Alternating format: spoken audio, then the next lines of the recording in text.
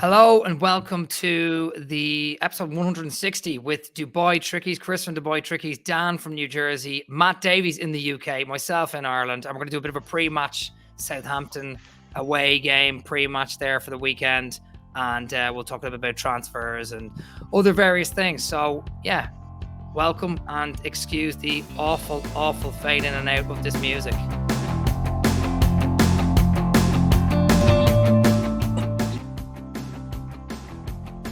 Welcome. I'm still not quite used to that yet, so I did my best to fade it in and out as well as Matt Davies does on his Forest Focus. Welcome, Dan. You're in New Jersey. How are you feeling? What time is it over there? I'm very well, thank you. It's just gone 1 o'clock, so technically still on my lunch hour, in case anyone's listening from the office either side of the Atlantic. Very good. And Chris, you're over in Dubai. What time is it over there? Yeah, not too bad for me. It's 9:05 at night, so just the 3 hours ahead. So easy one for me. Nice. And Matt, you're the same time zone as me. You're inexplicably filling in for the lesser Matt, my podcast host, who's not here. He's on holidays. I imagine it's the same time for you, 6 o'clock on a Thursday. I hope so. This is my fourth podcast of the day, so it feels like it could be any time, frankly. But yeah, I'm all right. Look, I've got my mug as well. There you go. Brilliant. I love it. I got a mug to Chris. Did I get you a mug, Dan, when you were on before? Did that never arrive? No, I've got my mug. It says cheap seats, Swindon away. Yep. Brilliant. Lovely. That's good to hear. Mine's in the UK. Still, that's Chris. I should have brought it over, but the missus wouldn't get it in with the allowance.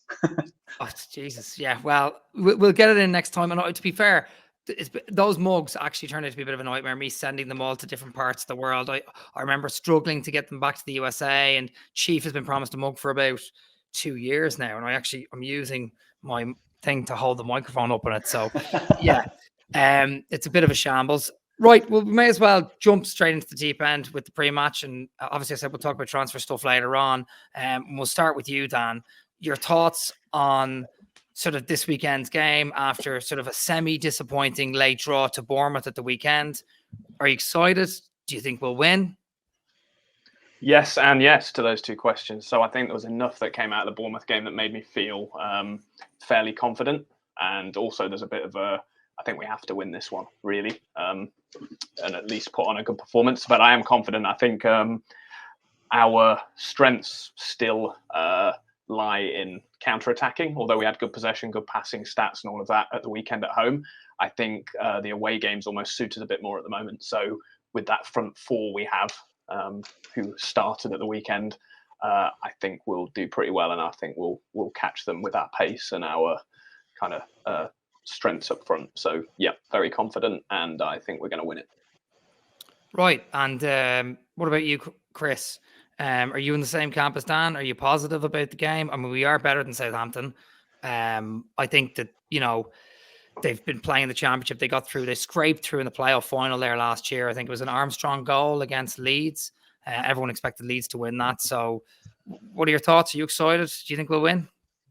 Yeah, first of all, I was happy they beat Leeds, actually. To get to the didn't want Leeds in there.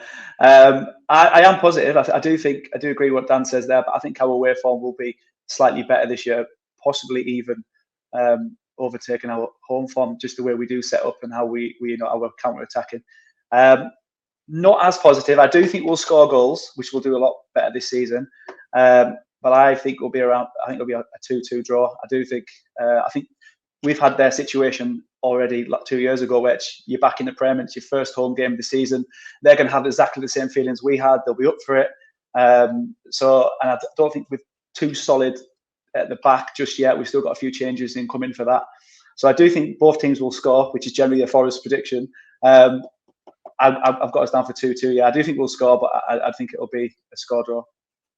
Where are you watching the game, by the way, in Dubai? Are you watching it with the Dubai Trickies this week? Yeah. So we've moved up location. So we're at a local bar called Kickers.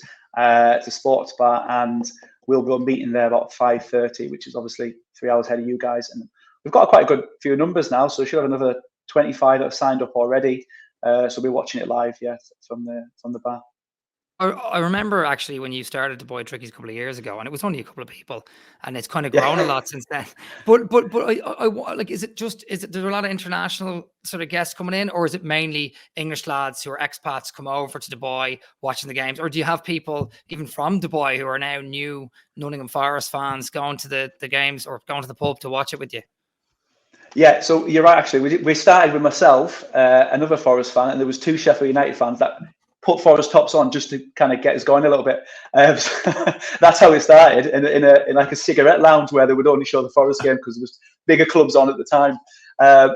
Brilliant. Now it's expanded, but we do have, we have a lot of expat teachers. Most of them are expats. From all around the UK. We do have Samit Patel, who comes quite a lot as well when he's playing cricket over here. So he's been twice and donated a few shirts for us as well, which has been great. So yeah, building strength to strength. Class. And Matt, where are you watching the game from? Fresh from Football Focus last week and Forest Focus all week. Where are you going to be watching the game from this weekend? On my sofa. I turned down a ticket actually just because of work. So we do a post-match stream afterwards. But I'll be watching it in a foreign country in perfectly legal manner, I'm sure. I might fly over to Dubai just to watch it. But I'm looking forward to it. It's interesting. I spoke to a Southampton fan earlier for our preview, and he said, I didn't realise this, of their last 11 opening day home games or first home games of the season, they've only won 1 of them.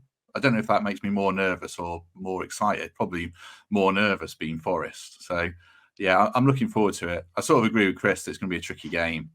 Like, remember that West Ham game where we won, and we shouldn't have won, really, that first season back. But we found a way, and the crowd was amazing. And, yeah, I think it's going to be I think it's a good barometer of where we are as a club, perhaps, right now. Yeah, I suppose the thing about the Southampton game is, as I think Dan rightly mentioned there, and Chris as well, that like it's an away game. Maybe that's good for us. I could feel the home crowd. I was at the Bournemouth game, and I could feel the home crowd kind of turn when things kind of went against us, and the expectations were that we should be winning this game. Whereas in an away game, maybe the Saints fans might even turn a little bit on them. I just felt like, I feel like the away fans will carry us through a little bit more. Now, there's no disrespect to the home fans. I was at the game there last weekend, but I feel like it might just take the pressure off a little bit. Even though we're playing Southampton, they've just come up, you know what I mean? It might just take the pressure off a little bit and might just unleash our fun force, so to speak. Dan, you're in New Jersey. You have a new fan club. We'll talk and plug a little bit of that at the end, but you were a part of the New York fan club, I believe. Is that a little bit like Notts County and Nottingham Forest? Now you're kind of separating yourself across the river. Or what's the score there? Do you have some people there for the New Jersey fan group? Are you going to be watching the game this weekend? Yeah, so it's kind of like that in a way, but to be honest, it's age more than anything. So it's all the young upstarts with no family commitments who are in New York, and usually expats and youngsters who can get there every week and are drinking heavily from first kickoff till the bar closes in the evening. And then there's Carl and myself and a few others who started doing that in our 20s and are now well into our 40s and are more kind of out in the suburbs. So you move out, and it's harder to get a pass out, to be honest, because it's an hour on a train just to get to a bar to drink. So I thought practically it's best to try and get something going locally, and that's the plan. So a few locals down here. There are people spread around New Jersey, but it's like having it's a big state. It's like saying let's have an England supporters club of Forest, and 1 week we'll watch it in Swindon and the next in Manchester. You kind of got to localize a little bit. So technically it's the Jersey Shore, but I went with Garden State Garibaldi for the purposes of branding. Very good. Have you ever, Matt Davies, have you ever been to a Forest fan group in a different country? Like when you've gone on holiday, have you gone and linked up with someone? Because that's what sometimes when I was in Toronto, people would message and reach out to Jordan and the people who ran that. Have you ever gone to one? That's actually pretty cool. No, I've got kids, and we tend to holiday in the UK mostly because of flights and stuff. And then when I went to America, it was like 2005, 2003. So 2005, we were absolutely awful. So if we got a fan club then for the Gary Megson years, I'd have been super impressed. But if I do go abroad, I definitely. I'm going to Spain next year. If there's a Spanish fan club watching this, then let me know. I think there is, and I don't think I asked you. Win, lose, or draw? Do you think we'll win this weekend? It's interesting what Dan said about targeting the fixture and being confident. Again, going back to what the Saints fan I spoke to, he said loads of Southampton fans are targeting this fixture as must win because of it's their first home game, and I'll check their fixtures after. But I think they might have some tricky games for a couple of weeks, so they're targeting it as well.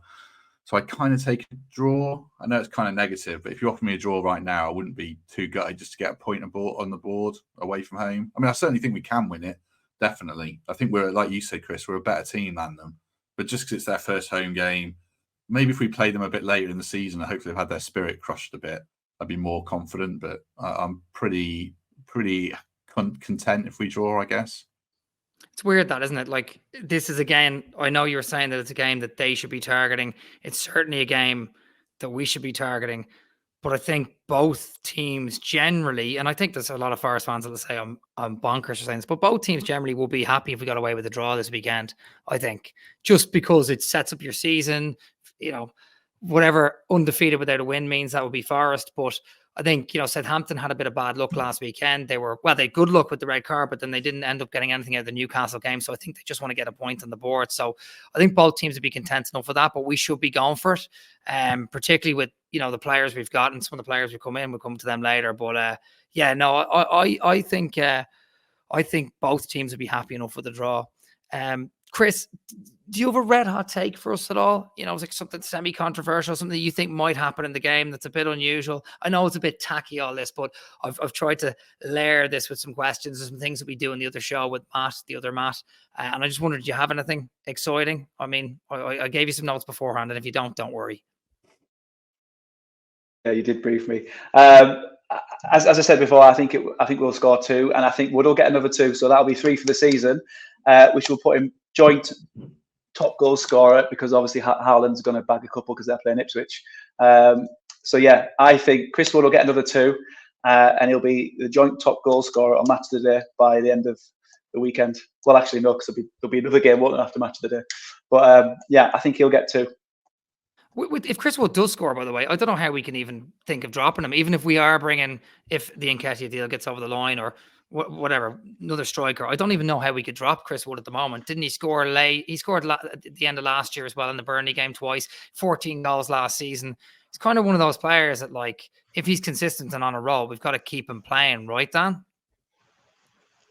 Yeah, so I agree. I think is it 12 and 17 now under Nuno for Wood, something of that. Like, whoever comes in for him, if you do drop him, whether that's Nketiah or if Tayo comes back to fitness and stakes a claim for a position, I can't see anyone getting near 12 in the next 17, to be honest. So yeah, it's tough to drop him. But I honestly think this might be, and it maybe segues into my hot take. I think Tayo's going to get on the score sheet this weekend. Go ahead. What is your red hot take then? Go on. So Tayo Awoniyi is going to finish as our top scorer this season. That's my red hot take, based on nothing other than the fact that I don't think we're going to be selling him before transfer deadline day, because I don't think his value is in the right place in his stock based on his current injury situation. So I think he's the kind of guy that's pretty determined to play out for his next contract or show what he's worth. And if we're bringing someone in for £30 million or whatever it may be, I think that's potentially the rocket combined with some luck on the injury front that gets him moving pretty quickly. So whether that's coming on for Wood with 20 minutes left of the weekend and bagging one, whatever it may be, I think we're sleeping on Tayo Awoniyi at the moment. It's Wood versus Nketiah in all the conversations, but I actually think Tayo's going to make us sorry for not including him in the chat as much. To be fair, I love that take. And look, I mean, didn't he score against Southampton twice that season we stayed up? Scored against them at home, scored against them away. That was the win. It was Brennan's breakaway and then pass across for the goal. It was a great win, actually. That was our first away win of the season. But yeah, Jesus, it's great red hot take. Tayo, if he plays, he scores. Like, if he starts, he scores. And if he's fit, he scores. I mean, that's what he's proven with us. It's just he hasn't been fit. So we are certainly sleeping on him, but for valid reasons, because he's rarely fit. Like, Matt, do you think Tayo stays by the end of the transfer window, or do you think he moves on? Because if Nketiah comes in and Wood is on form, he's technically our second/third striker. He obviously knows our confidence is kind of gone with him in terms of injury record. Do you think he stays the season? Excuse me. Yeah, I think so. There's a little bit of talk about him potentially being unsettled. I saw earlier, or a little bit of Saudi chat. If a Saudi club came in, it wouldn't shock me. But I suspect he stays. And I agree with Dan that we're kind of sleeping on him. I think he's a top 6 striker when he's fully fit. And I don't blame him for being injured all the time.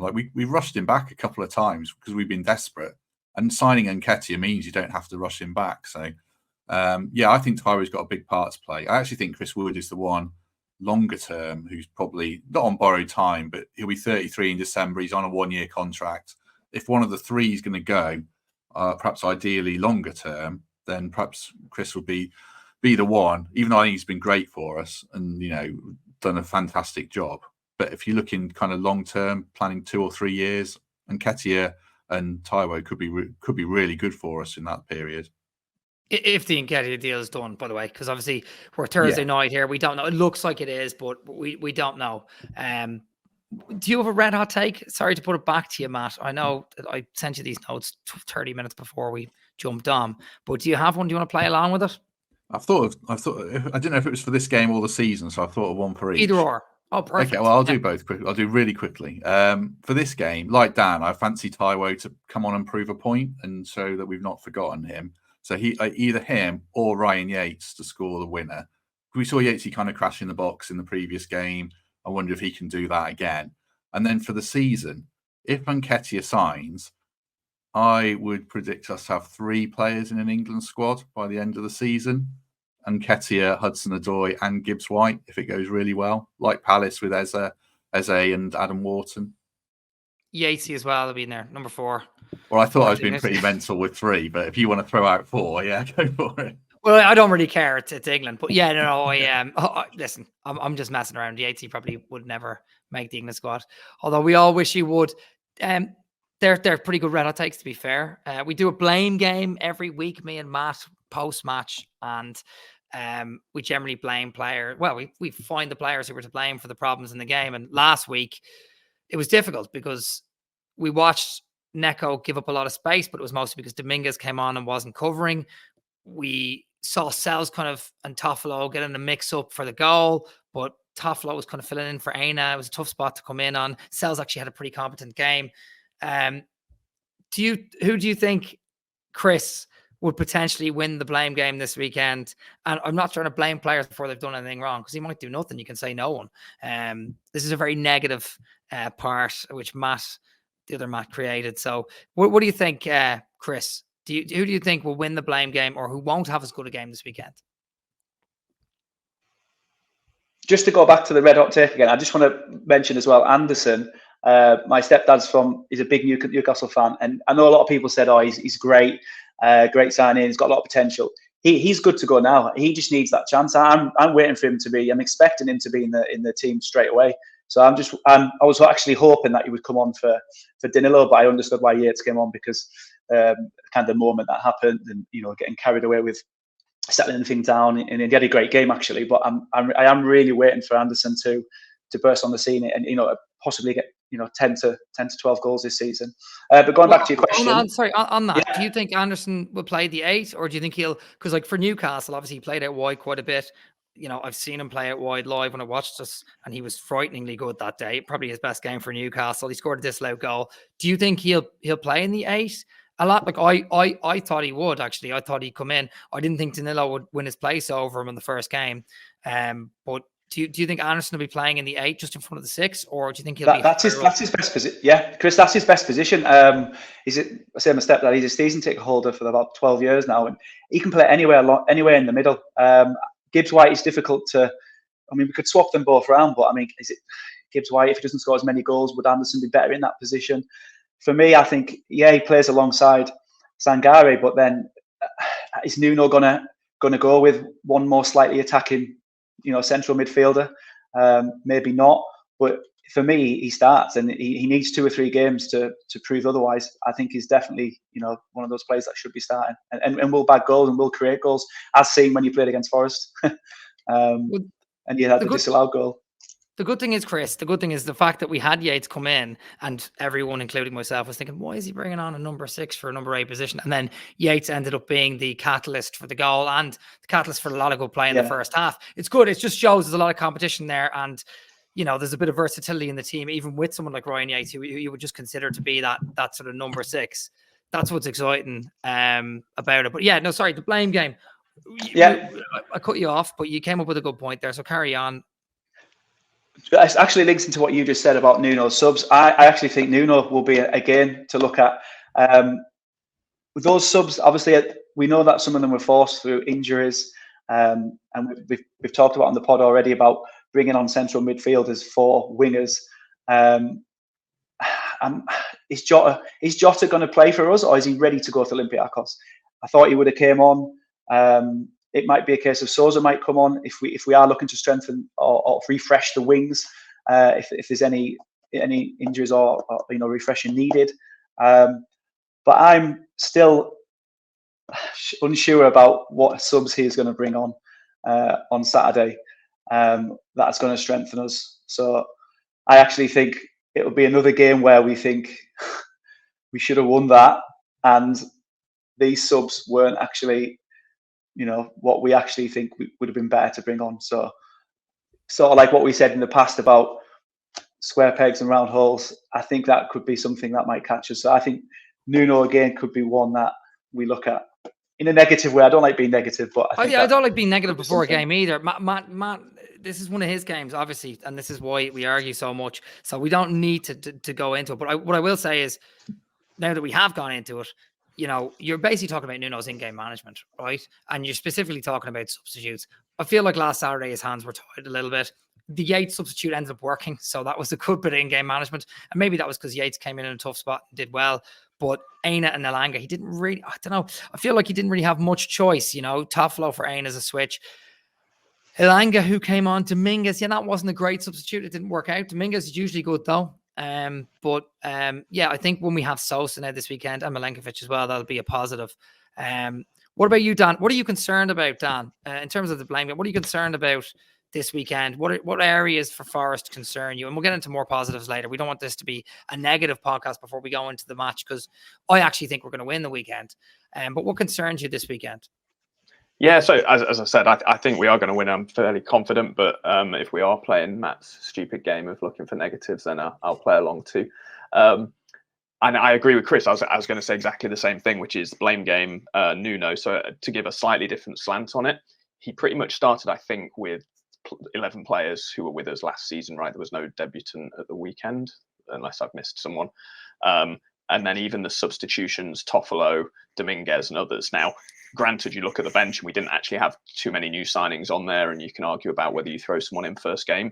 But the longer it goes on with us playing players who aren't our new signings, fans always want to see the new signings. And if they haven't seen them, they always assume they're better than what we've got. So if we go through this game and we make similar substitutions and we don't get a win, then I think the noise around this idea of maybe Nuno being a bit too conservative with who he's choosing might get louder. But I'm hoping we don't end up in that situation. But I'm very much of the mindset that he seems to be sticking with what he knows and the squad that we've got, and maybe this might be an opportunity to throw some folks in who Southampton haven't planned for or don't know about for the last 20 minutes and see what they can do if we're not winning, i.e. Sosa and others. Yeah, well, to be fair, I think if he doesn't, I think he's going to bring Milenkovic in straight away. Actually, I think he'll bring him straight away. Even though Bolly had a decent game, I think Milenkovic comes in straight away. Sosa probably on the bench if Elanga is fit. But yeah, I don't know. I think tactically and strategically over the course of the last 6-9 months, I think Nuno's done really well. I think he's been really unlucky. That's just like my opinion. I really do. Like there was nothing glaring. I mean, there was mistakes and there was a little bit of in-game management. I think, Matt, you said to me last year, I don't know if it was one of the games, I can't remember which game it was, but you were fuming. I think it was Luton, when we drew with Luton. Bloody Luton. We drew with Luton 1-1, and you were fuming at his in-game management in that game. There were three away games in a row where I felt he cost us. Brighton away with team selection, Villa away with Niakate left back, and then Luton away when we're totally in control of the game and he brings Felipe on and just invites pressure. And so, yeah, but I thought he recovered quite well after that. I think that was a prime time where we'd had the points deduction news, and I think maybe it clouded his thinking. I don't know, and made him more conservative. I gave him. I discussed this the other day about the subs on Saturday. I sort of give him a pass because you've only got 3 sub windows. The first one's after 8 minutes, so you've used one straight away. The second one, I don't think he wanted to use because Aina was injured, and I suspect it looked like Elanga was as well. And if you bring Jota on, that's quite a lot of minutes to fill. And like Chris said, I wonder if they're holding Jota back for a move to Olympiacos if we sign another winger, which you wouldn't rule out. Obviously, the way we can be on deadline day. And then Sosa's only started training this week. So I'll sort of give Nuno a pass for that game. But obviously, like Chris said, there's this burgeoning reputation that if it happens again, it becomes a narrative. And it probably already is actually becoming a narrative. So, yeah, it's definitely one to watch. And I hear what everyone's saying. Yeah, I mean, Chris has just actually put in the chat there. Nico should have been subbed, ? And I remember after the game talking to you, Matt, about it. And you were going on about defensively how you thought he was a bit poor. Chris, do you think he should have been subbed at some point in that game? Do you think, because I was on the byline watching with Matt, like that second half, and I felt like genuinely it was more... I felt like it was more Dominguez wasn't covering him. Now, look, he nearly got that second yellow. I don't know if he even got the ball for that tackle in the second half, but I don't know. Like, do you think? Like, what do you think of Nico Williams in general? Do you think he's our right back? God, Nico. We've signed Moreno now, haven't we? Sorry to interrupt. Yeah, that so changes the picture.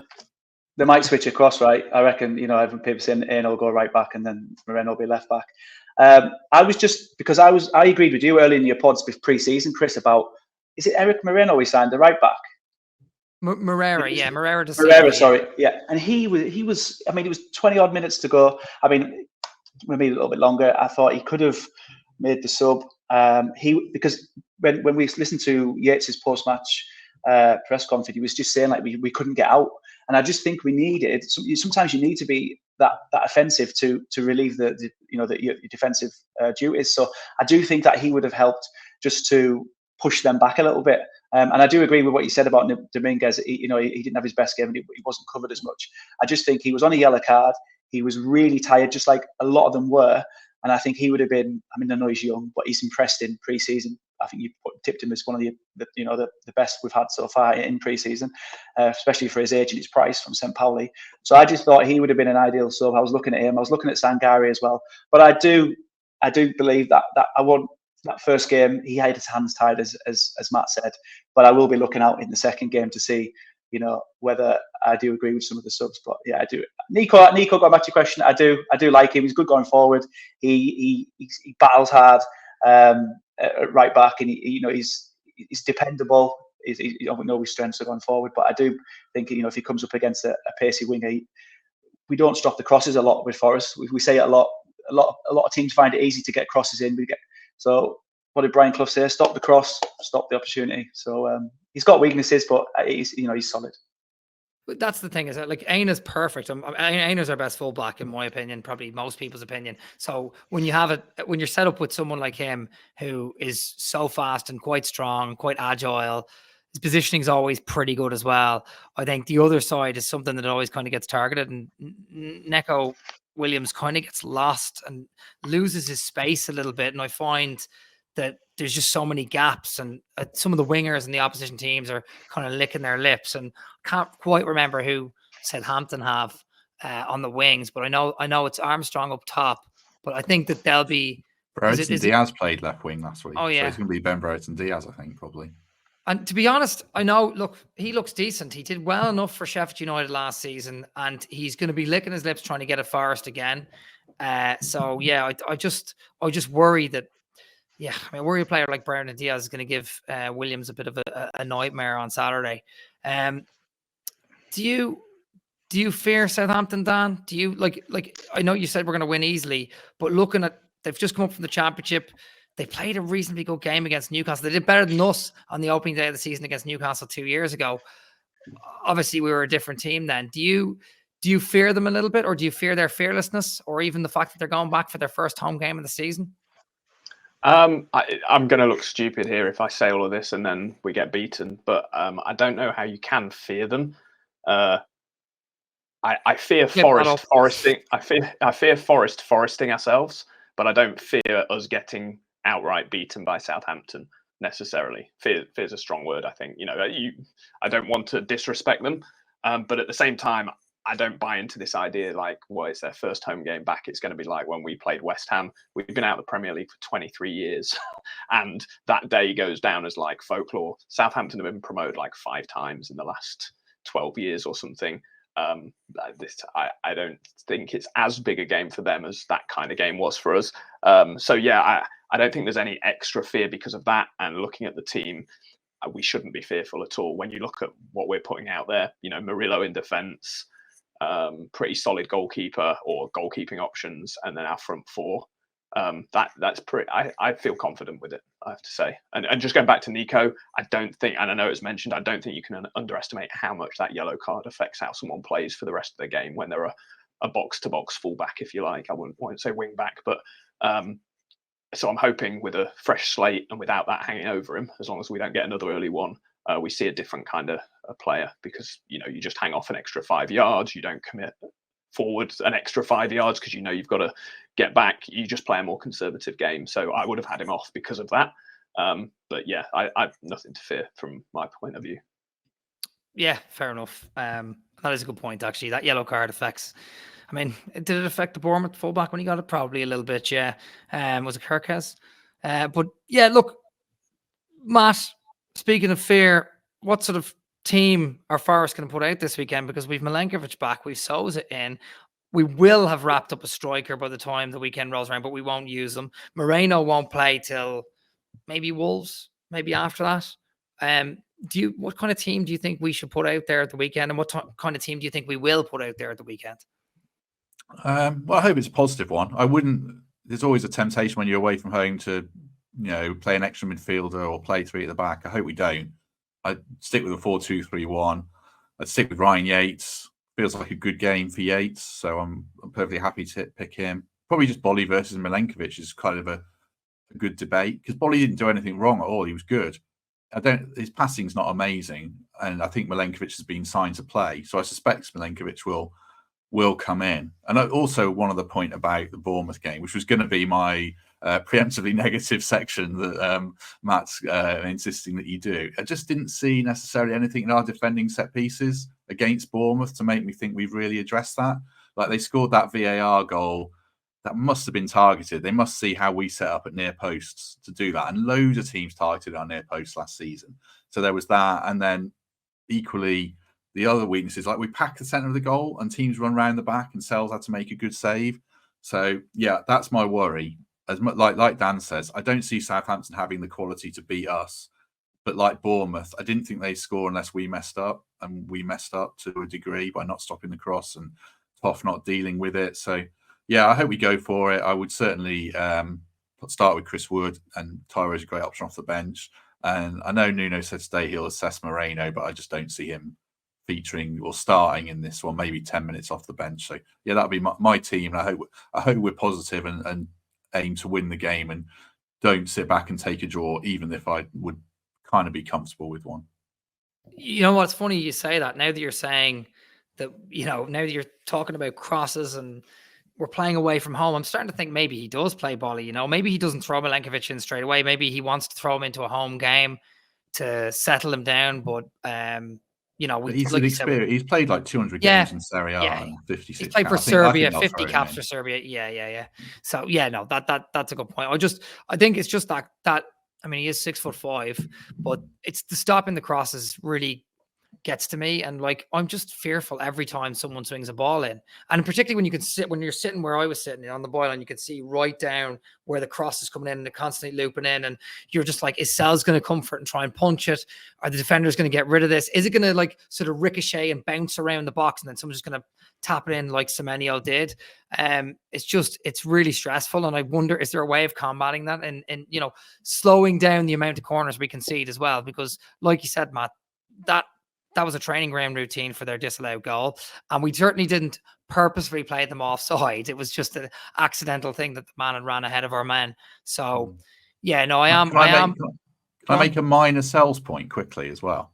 Like, I don't need anything wrong. I've got a fixation with him now on low crosses. Like, if you watch cricket, you know when a fielder slides and waves the ball down to third man, if people watch cricket and just for a single sells on a low cross, kind of gets in this awful position where he's on his knees and he's got his arm out and he's looking and he's completely out of the play at the near post. And I don't know if I'm reading way too much into it, but I'll say that now, because now we're going to all watch this and everyone who's listening to this is going to see it and think, right, every time there's a low cross, Sells is going to do that thing, because now it's in my head.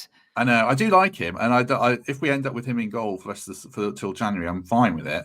But it's just become something that I've fixated on with him. And I have to say, I think our approach to solving the set piece situation seems to have been by taller players. Whereas when you actually watch how we're conceding set pieces, it's like second balls that get knocked down on the floor and we're scrambling around. So maybe we need to actually look at the tactics around those set pieces a bit more than... Wasn't there a disallowed goal also ricocheted as well? I'm sure it came back and then it was smashed in. I'm sure it's the second... It was. Yeah. It was ricocheted, bounced around, and someone smashed in the back. Now, to be fair, our goal was ricocheted, bounced around, Yatesy took a shot, Woody finished. So... but it just feels with Forest that always happens. We were talking about games there the other day that, Matt, you were just talking about Brighton and Luton last year, and Brighton was from a set piece where the keeper didn't really get his arms in the way, and Luton was from another set piece late in the game and it bounced around and it was smashed in. It just always feels like Forest concede those sort of goals, but we have to get that sort of mentality out of our heads. Like we always say Forest do Forest things. Lots of teams concede. Like Fulham conceded late to Man United. They nearly stole a good draw. You know what I mean? Palace were unlucky against Brentford. I think it's in our heads and it's in our DNA for the last 23 years to think Forest are going to do Forest things, So we've got to just try and get it out of our head. But you're right, set pieces, Dan. We just seem to have bought taller players, which is one way to kind of combat them, I suppose. It's just when you get the low cross, then it becomes a little bit more difficult, And Chris, as well, I was going to say, we've also tried to stop the crosses by signing fullbacks as well. So we're trying to address it by signing tall people, and then obviously trying to get a better set of fullbacks as well to stop the crosses. So let's see. Well, let's hope that there's some positivity as well, because the last question in this sort of podcast roundup before we get into transfers and finals thoughts and stuff like that is, who do you think's least likely to win the blame game? Who do you think, Chris, is least likely to win the blame game next week? Who's going to be our most positive player away at Southampton? Well, going back to what I said earlier, actually, he didn't have a great game. He didn't do much, but he scored. And I've tipped him to score 2 again against Southampton. So I don't think he'll do much, but he'll get on the end of a lot, and I think we will create quite a lot of chances. So mine will go to Woods. I think he'll not do a great deal around work, build up play or anything. I do think he'll be on the end of the 2 chances or the goals that we do get. So Chris Woods for me. That's all we want, isn't it? What about you, Dan? Who do you think is going to be the least likely to win the blame game or the most positive player this weekend? Hudson-Odoi for me. I go back to the end of last season. The goals are away at Sheffield United. And I just think teams away from home are very mindful of our pace and our counter-attack. But actually, Odoi does kind of a role in between the two, which is he can contribute to those breakaways. But also when we have got the ball in the final third in possession, it doesn't matter that teams saw him score 8 goals that were identical last year. They still don't seem to be able to stop it because he's that good at it. And I just think we'll have enough around the box that we'll probably come away from that game either with him having played very well and set up some goals or been part of a performance that gets a win, or potentially scoring himself as well. So I'm going for CHO. Yeah, it's a good shout. I mean, every time he gets the ball, I love watching him play because I'm just thinking, he's going to create something for us. Matt, what about you? I think if we're going to win a lot of games, particularly away from home this year, he's not the most positive player, but I look at Sangare as someone who's going to have to dictate midfield, sort of dominate that area of the pitch. If he can do that, especially against teams like Southampton, where you're not going to dominate against Man City, obviously, but against a promoted team or a bottom 6 side, if he goes out and really has a good game and frees up, Yates or whoever plays to break into the box, then I would. I've got big hopes for him this season. I hope he delivers because we really need him to, because it's such an important area of the pitch and we don't really have another proper option in that area. I don't think Yates is really a 6. So, yeah, a lot of onus on him, and so far so good. I thought he was good for 70 minutes against Bournemouth, certainly. Yeah, I'm like, his first game was the one game I wanted to see. I didn't want to see him hide and go and hide away. And I'm not saying he did that all last season. He had injuries, he had problems, but I felt like Saturday was a good marker for how good Sangare was and how good he'll be for the rest of the season. And preseason built him into that, which is nice. So it was good. It's good that he had a nice big preseason as well. So I'm glad you think he's gonna potentially be the best player this weekend, Matt. Right, final thoughts, because I did say there was a hard out at 1:45 and we're almost there. My wife will come in here and she'll rip the computer out and throw it out the window. So I'm going for dinner tonight. So I have to keep to the time. We'll talk a little bit about transfers and Joe Worrall. I just want to say Joe Worrall, because if I don't talk about him on this podcast, it's just happened that he's gone to Burnley, or it looks like he's gone anyway. I just think, like, easily one of the best captains we've had in the last 23, 24 years. I was looking up stats there the other day and saying that I don't think he's ever played a minute in a loss to Derby or Leicester. And now people can check that up for me, but I don't think he's played about 14 games against both, which is, it's no coincidence. And it does mean a lot. I think a lot of people won't look into things like that and think they mean a lot. And I just think absolute legend. Wish him all the best. And I think we really, really should thank players like him, and obviously Brian Yates, who's still in the squad, for coming through our academy and being sort of the heartbeat of the team and adding that sort of homegrown identity, which is really special. Do you know what I mean? Do you have anything to say about him, Dan? You mentioned that stat about Derby, but it's not Barcelona, is it? Yeah, true. It's not Barcelona, but you gotta think about the amount of games he would have played against those teams, and he would have been dying on a hill trying to not lose or win. And I don't know, I was looking up the other day, I was thinking, has he never actually, because he was on the bench for a couple of games where we lost years ago, but he never got on. And I was like, has he never actually played a minute against Derby that we've lost, which is pretty special, but we haven't lost it to them in about 6-7 years. So yeah, anyway, I just wanted to say that about Worrall. And if anyone else wants to chime in, you can, but I'm sure Matt Davies, Chris, you've said your piece. Yeah, just to jump in with that, I could jump in. Basically, two things I liked about Worrall, was the fact that he obviously was a Forest fan and he cared loads. He was very passionate with his interviews. Even when we had a shocker and you were baying for blood, you were hoping some of the questions that would be asked when we were losing to League One teams, he would come out and he would say what we wanted to hear. He felt it. He played it. And he was someone who, he wouldn't care about calling some of the players out because he loved Forest more than anything. So that was one of my favourite things, and obviously to have him at Wembley as well was amazing to be there as well. So yeah, I think he wore his heart in his sleeve, and he kind of played the game through fans as well. So yeah, big loss, but yeah, I think he's found his level, unfortunately. Okay, well, that will leave it at that. Matt Davies, do you have anything to say about Joe, or are you going to say it all on Forest Focus? No, we've not really discussed it this morning. The only thing I would say is probably just like Chelsea away, that win, that probably summed up everything that he was about in such, personal tragic circumstances with his uncle's death. I think that week, and then coming out and playing like that, showed what he was all about as a player. And I don't totally rule him out as a Premier League player. Again, we were discussing this morning. If he's going to go to Burnley and probably get promoted, like, let's see how he does over 38 games. If he plays really well, I think he only started 15, 16 for us. So yeah, it's the right time for him to move on, definitely. And I'm interested to see how it goes for him, and certainly, yeah, wish him well. Brilliant. Okay, right. And yeah, I mean, we don't really have much time to talk about transfers, but we spoke a little bit about Nketiah and Moreno. If the Nketiah deal is done, I keep saying that. So I'll just say goodbye, Dan. Goodbye. Thank you for joining us. Quick plug for New Jersey. Go for it. And for Forever Forest, sorry, you're coming back on that podcast soon. Yeah, Forever Forest podcast is back after a bit of a hiatus last year. Freebs, Lisa, Kieran and myself. So that's just kicked off again. You can find us on Twitter. And NFFC NJ, if you want to follow me and see me sitting in a pub every week drinking heavily while we get results that we're disappointed with, you can do that. Perfect. And Chris, what about you? You've got Dubai Trickies, which is pretty well established at this point, but any plugs or anything you want to say? Yeah, you can follow us, same again, on Instagram and Twitter at Dubai Trickies. This Saturday, 5:30, we generally meet just before kickoff, and that's at Kickers Sports City in Dubai. Yeah, so hope to see a few more people rocking up as well. class. And you can find Matt Davies on Football Focus some weekends, like last weekend on the BBC. But no, seriously, Matt, you probably don't need to plug the Forest Focus podcast. But do you have anything to say? Any shout outs?